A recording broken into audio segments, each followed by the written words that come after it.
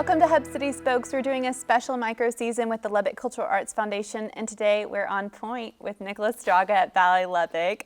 Okay, I'm super excited to talk about Ballet Lubbock. I am a huge fan of ballet. Me too.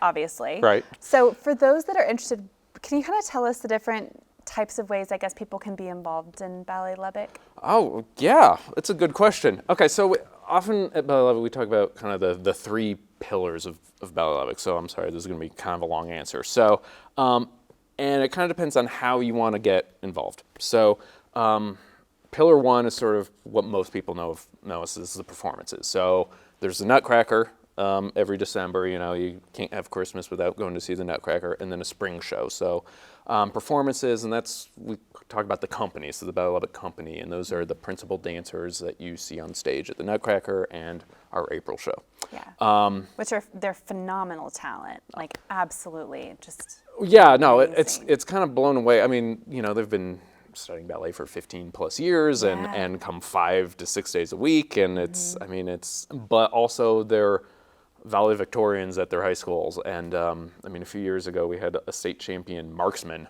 Oh, really? Yeah, I mean, how cool. Yeah, no, she had her pink rifle. Oh my gosh. Yeah, it's great. So that is interesting to see that kind of the balance between their love for ballet and their practice of ballet, and then like other maybe aspects of their personality. Yeah, no, Interesting. it's really fun to see. I mean, because who knew they had personalities outside of ballet, right? Yeah. So, and I think it's that whole. I mean, we can get real heady into the value of the arts or any kind of focused passion, but I mean, similar to sports, it teaches you discipline and time management and all of that. So, all the company dancers are phenomenal in lots of aspects of their life. And plus, they're just neat people. Yeah. It's like, man, I want to be you when I grow up. I know, right? Every time I see the Nutcracker, I'm like, man, I wish I could do that.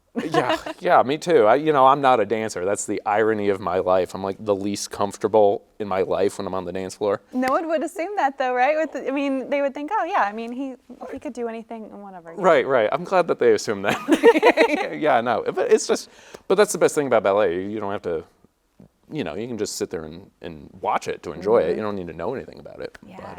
Anyway. So come to performances. That's a great way to be involved. There is the school, so pillar 2, so performances, and then the school, and whoever you are, we have a class for you. So, our traditional school kind of starts at age 3 and goes through high school. That's what most people think of, but you can start as a teenager, you can start as an adult. We have adult ballet classes, and we had a 80-year-old that would come all the time. It was great. Oh wow, that's like my spirit animal. Yeah, right. She was a real neat person. I can't wait to enroll my daughter in the class. Like that is so fun. She's working on her balance now, so I'll get back to you when she gets 3 and let you know how that works. No, that's great. Yeah. We started at age 3, but yeah, that's so come fun. work on balance and rhythm and moving around. It's great. Yeah. So I'm sure it's incredible too, to, like you said, teaching them that discipline from that early age and all those life skills they're learning through that as they're growing up. Yeah, it's and I always kind of laugh because there's they're kids, they're 3-year-olds in the halls, and then it takes about a couple months, but then there's like this definite like switch as soon as they get into the studio. It's they're like, oh, now we're taking class. Yeah.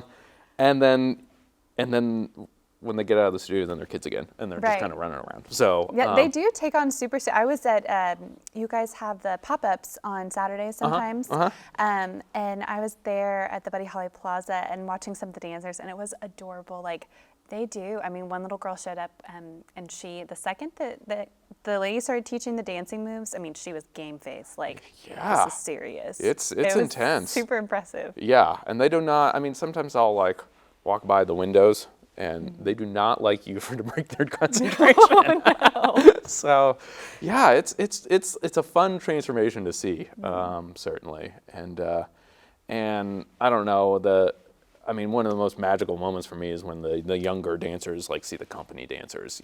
There's that dynamic right there is really neat. Yeah, they just see like all of their hard work. What they want to do, want to be on the Nutcracker one day. Or yes, whatnot. absolutely. The Nutcracker is the thing.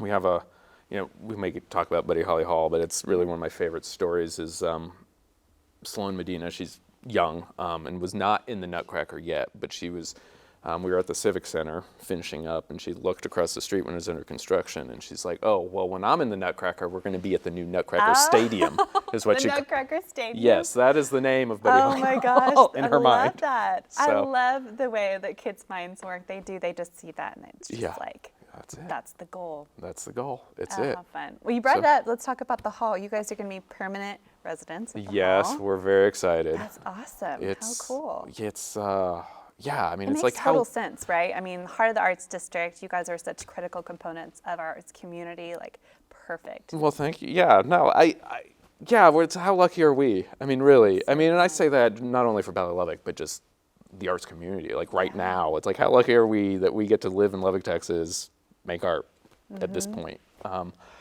It was kind of a crazy story because we currently Ballet Lubbock is like Southwest Lubbock, 57th and Genoa, and we laughed because and we opened that building in 2004. And at the time, the board of directors, it's like in the minutes, like, we will never outgrow this building. And then we outgrew the building. Yeah. So, That's interesting because you would think that like the desire would be contrary to that, right? I mean, Right. you would hope to outgrow your building at some point. yeah, and I Maybe. don't, well, Maybe you're not. right. That's absolutely the goal. I think, maybe, yeah, you've got vision. Not that they didn't, but I think it was like, this is such a monumental step for us. Gotcha. Okay, that makes You know, sense. because the story of Ballet Lubbock's 50 years, I mean, we started at 42nd in Boston, and then we were in the basement of Lubbock High School for like decades. Really? Oh my Yes. gosh, I had no idea. Yeah, so that's where Ballet Lubbock was, and then we're at the Boys and Girls Club for a while, and then the first home that we actually rented was 50th and University. And so our current facility is the first facility or building Ballet Lubbock had ever owned. So it That's was incredible. I did not know that backstory. yeah, it's That makes total sense. So, I mean, y'all had arrived when you got that building. sure, yeah. It was So- like we own this building, and Yeah. it quadrupled our space. I mean, everybody was Yeah. like, oh my goodness. So and then student enrollment quintupled, which is just a fun word to say. So so we had to find new facilities, but we needed to expand, and there was a lot of conversations. This is back in 2012. And there's a lot next door to our current vacant lot, and honestly, it would have been very easy and cheaper to just buy the lot next door and expand. And that was a conversation, but we kind of had the more okay, well, if we're going to claim to be a part of the cultural fabric of West Texas, where should we be located? Should we not be downtown? Should we not be a part of the cultural arts district? Yeah. So Yeah. yeah, and then as we sit in Luca, it was before the concept of Buddy Holly Hall. We got an unsolicited note and donation from Louise Hopkins Underwood, and it was just, this is for your new building downtown. What? Yeah. And So it was just her vision that you. yeah. I love that. So we're like, well, I guess we're moving downtown. Oh my you guys. gosh. That's so cool. So yeah, so I mean that was really kind of got the wheels turning, and we looked at several different buildings and lots and different things, and we had a meeting about a year later. Then LIPA was formed, and we're like, well, what is this? Oh, they're building this hall. Should we? And the scope of it was different at that time. Maybe we should have a conversation. And I mean, really, I think this is very fair that both parties said, yeah, we should have a conversation, but we're just not sure how this is going to work. Right. But let's have the 'cause meeting. it's like a performing arts center that is also has permanent residents, that Right. also has a community partnership. Those are a lot of moving parts. Yeah, a lot of moving yeah. parts. And Buddy Holly Hall at the time was an 1,800-seat theater in a black box, and that was the scope of it. It was going to be a beautiful scope. I mean, it was Right. great. So we're like, well, how do we fit in? Are we just going to, ballet, thanks for ruining it, kind of thing. So- No, never. But yeah, I'm sure you're wondering how does this naturally make sense for Yeah. the project and not just let's put Right. it together and it be seemingly random. Yeah. And then 15 minutes into the meeting, it was like, we have to do this. We have to do this right Yeah. now. There was no other way.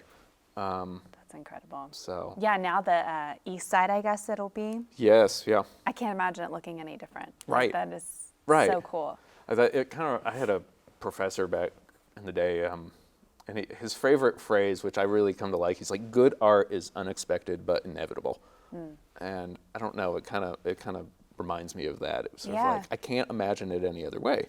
For sure. So it's, and facing Luca, I mean, that was, I was so glad the architects put us facing that. I mean, so it's well, it makes sense too, because you'll have, I mean, your open glass, and is that where the is that where they'll actually practice right there? Yes, yeah. Oh, okay. That was before we had any concept of design. It was like they asked, when we were just programming the building, we said, well, we know we want two things. We want like a lot of glass wall to the outside. We want people that are walking by to be able to see dancers. Yeah. And then internally, we want, for the company studio or the main studio, glass between us and the lobby, because the younger dancers getting to have that connection with the older dancers.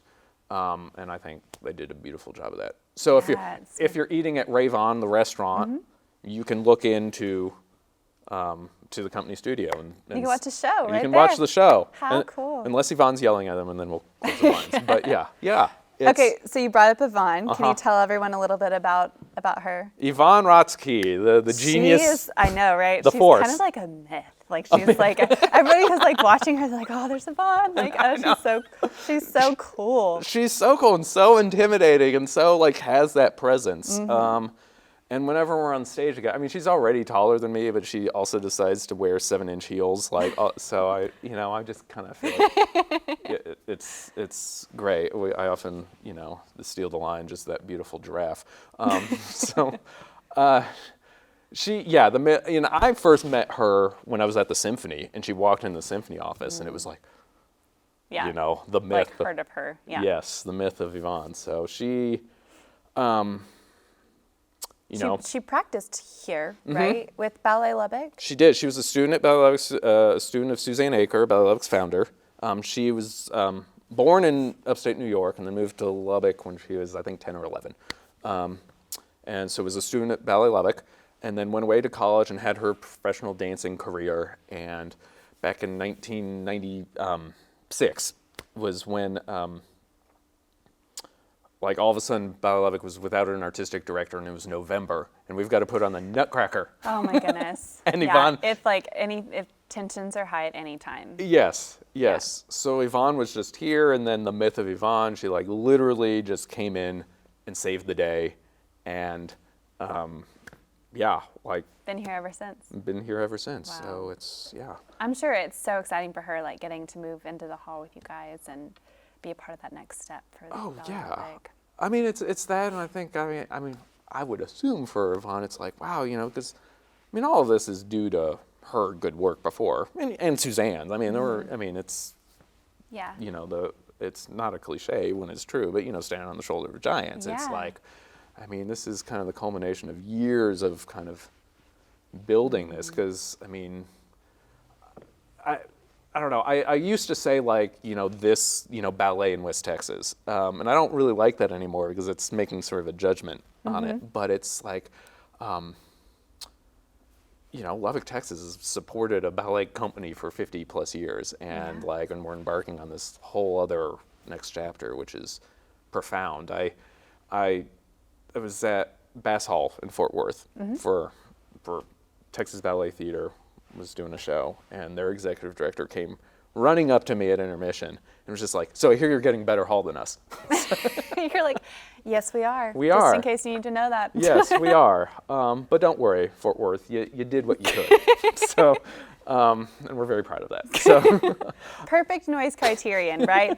The Bass has NC15. That's what it's called. Yeah, and so does the hall. So does the hall. Yes, there's noise criterion 15. There's not a performance hall on the planet that has a higher acoustical rating than that. So it's world class. Best, yeah. So that's awesome. It's fun to be a part of. Yeah. So you guys have been really involved in the community as well. You have huge outreach efforts. Can you talk about that a little bit? Sure. That's kind of the third pillar. So outreach, community engagement pillars. That's so performances, school, and community engagement. And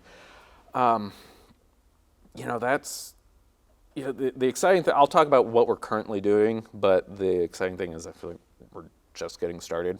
So Lara Davis is our director of community outreach. So she kind of oversees this and, has the bucket of ideas that, we're going to get to. So currently, kind of our primary programs with that is, we call it Dance Connect. So that is free dance education in now 17 elementary schools across 6 school districts, so kind of Lubbock County and a little bit beyond. So, and that's kind of our approach that, yes, we have a couple Nutcracker shows that are for elementary schools. So, we get 2,000 kids and show them the Nutcracker, and firm believers that, one performance can change a life, and that exposure is fantastic. This Dance Connect program is, it's 200 students because it's, 25-ish students per class, but we're going to be in your life every week for the school year. So this is, if you cannot make it to Ballet Lubbock for a class for whatever reason, transportation, or we're at Wilson ISD and Roosevelt and Shallowater, and, there's just some transportation issues. Right. Yeah, there's just some logistics. So we're going to bring the class to you. So, and some of it is during the school day, and it counts as a fine arts credit or a PE credit, so it helps. Fun. Yeah.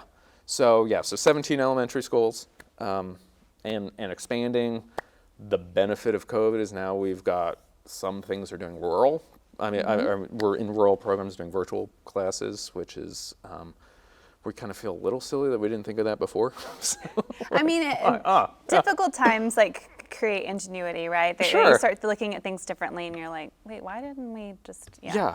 This is not hard. It's way easier in some That aspects. is so cool that they're getting to connect with the arts and getting to do ballet. Yeah, we may even start some classes in some school districts in New Mexico. I mean, it's Really? yeah, still figuring it all out, and COVID protocol and all that. But that's the primary thing is 17 classes, and honestly, there are almost more students in that program than there are in Ballet Lubbock's in studio program. Wow. So then we have an arts and medicine program, which is it's very. That's an interesting little combination. Yeah, it is. It is some of the most heartwarming kind of fun things that we've ever done. So Lara Davis, again, she goes to Covenant Children's every Tuesday and Thursday morning, and then UMC on Wednesday. And she just goes to the children's wing, and either it's kind of fun because depending on their situation and ability, they either do a dance class, call it bedside ballet. Sometimes they're in the bed doing hand movements. Sometimes she just performs for them.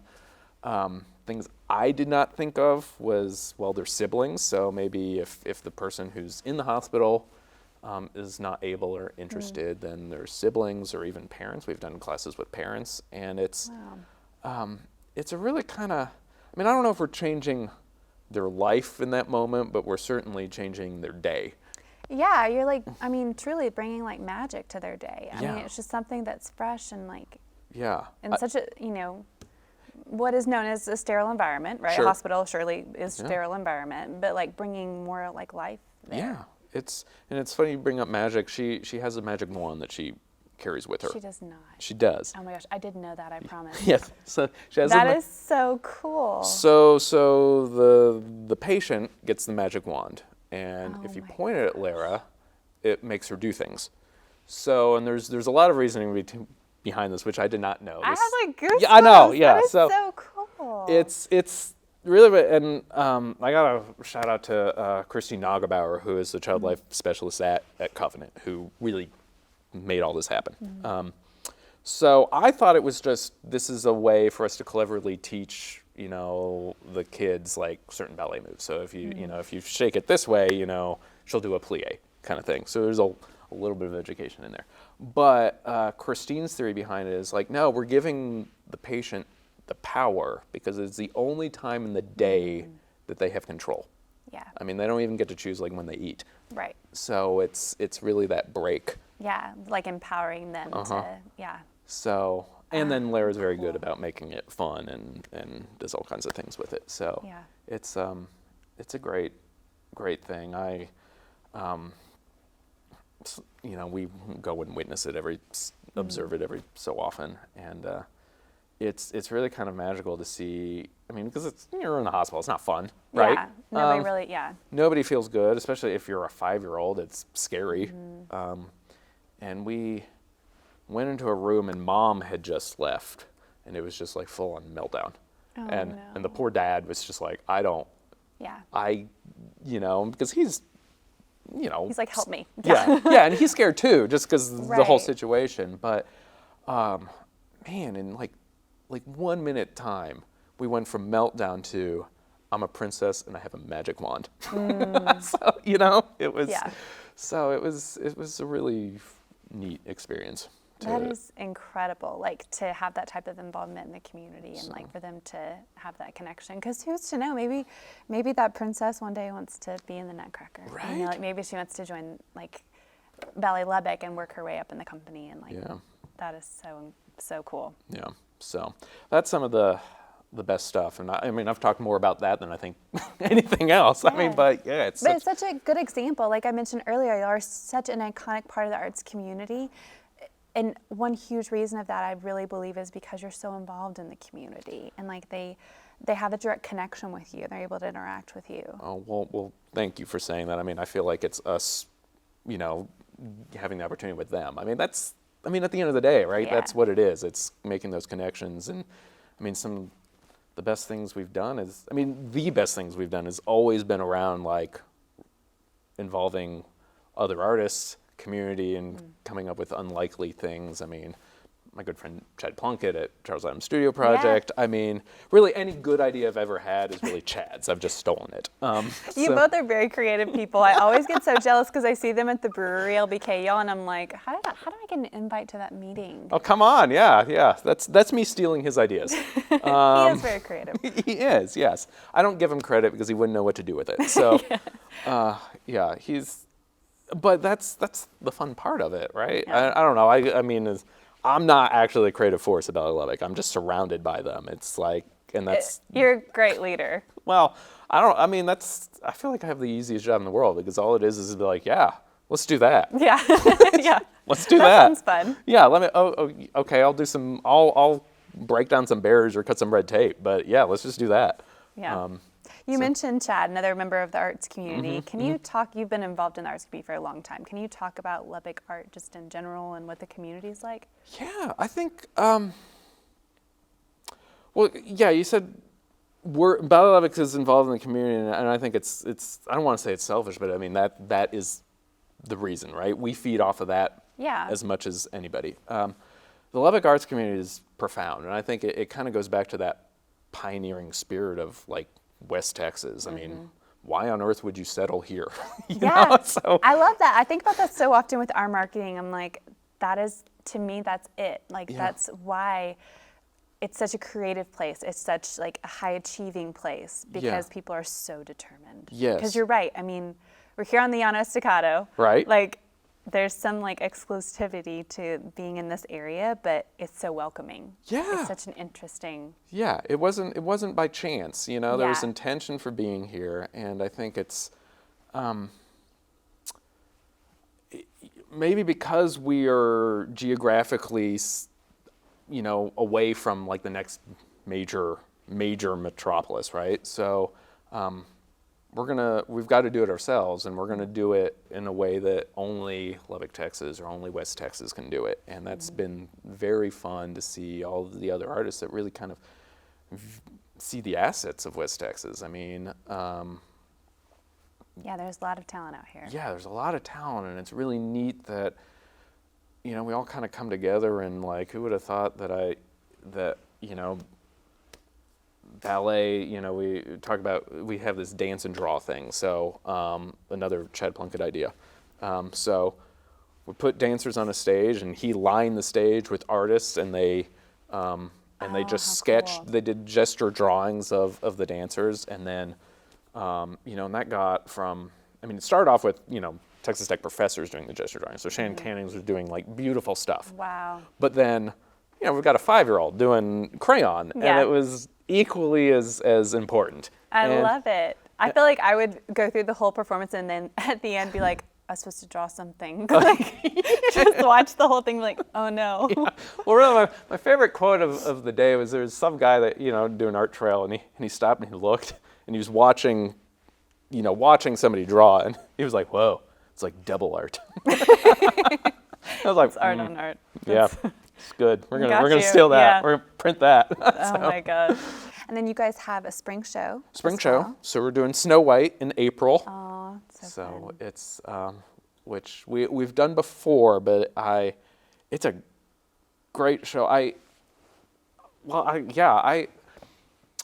When Yvonne said we're going to do Snow White, I was like, okay, great, and I was kind of like, my personal aesthetic is a little bit more for the contemporary shows that we do in April. So I was like, okay, this is going to be great, but sure.